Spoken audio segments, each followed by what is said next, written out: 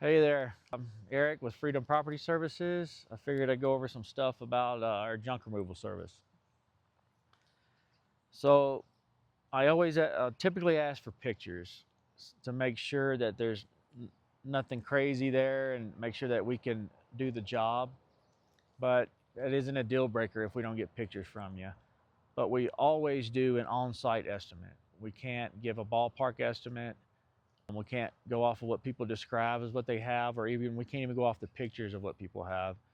Because a lot of times they'll take a picture of junk A and then we get to their house and then now they have a room full of junk B. So we do ask for pictures just to kind of smooth that process out, but it's not a deal breaker. I always do an on-site estimate. TVs are automatic. TVs and monitors, computer monitors are always, they're going to be 80 bucks a piece. It doesn't matter if they're tiny or if they're a big old honker, they're very hard to get rid of. Televisions are very hard to get rid of, and most electronics are now, but TVs especially. Also mattresses. So mattresses are going to be automatic 80 bucks. So and then it depends on too with the is the mattress down in the basement, or is it 2 flights of stairs up? We usually add 20 bucks per flight for stairs when we're carrying down a mattress. And then it's like, well, is the mattress gross? you know, if it's something like that, we may refuse to do it, to be honest. But I'll come across some stuff like that. But yeah, if you, that's the deal with mattresses and televisions. Let's see here, heavy stuff, bricks, pavers, rocks, all of that stuff.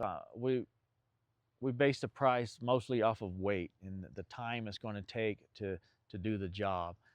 But you start adding on bricks and pavers and stuff like that, the price is going to go up substantially.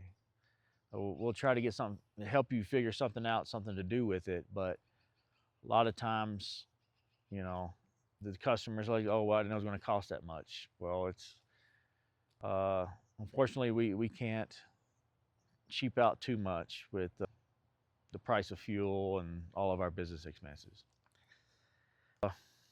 Scrap metal, a lot of people they'll contact me and they'll say, well, most of it's just metal, it's metal.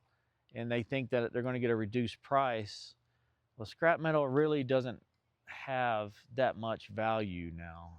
We can't give a reduced price because it's mostly metal. Let's see here. And so all add-ons will be charged for.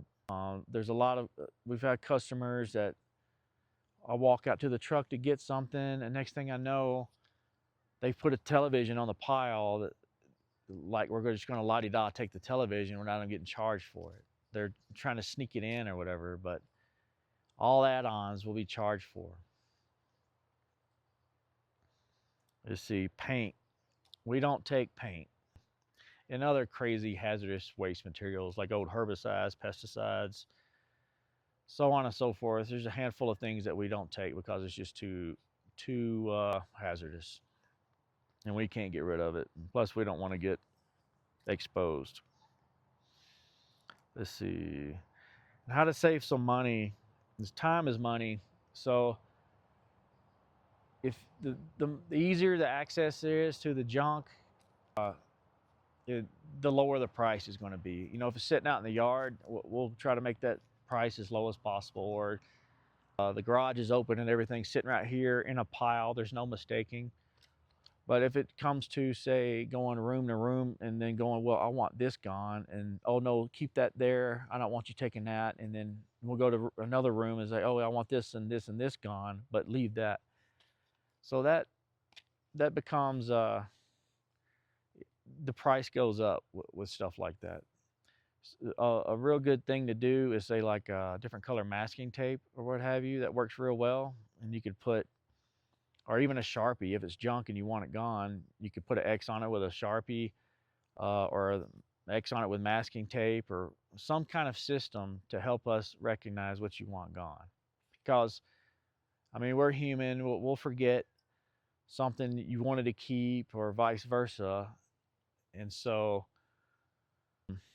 it's just easier all around just to quickly identify the stuff you want gone. Let's see here. Refrigerators and freezers, they must be empty. We've had some that we thought they were homicide scenes. So we we had there can't be anything in the freezers or refrigerators. And large appliances like that, you know, in order to get, say, a honking refrigerator out of your house, and you don't want the refrigerator anymore, we're usually going to take the door off of that. And that's something, if the customer wants to do to save money, then they can take the door off to where we can get it through your door jamb easier, so that we're not damaging your door jambs, or which we won't, but it just makes it faster if the customer's already prepped it, or any larger plants for that matter. Let's see, hot tubs.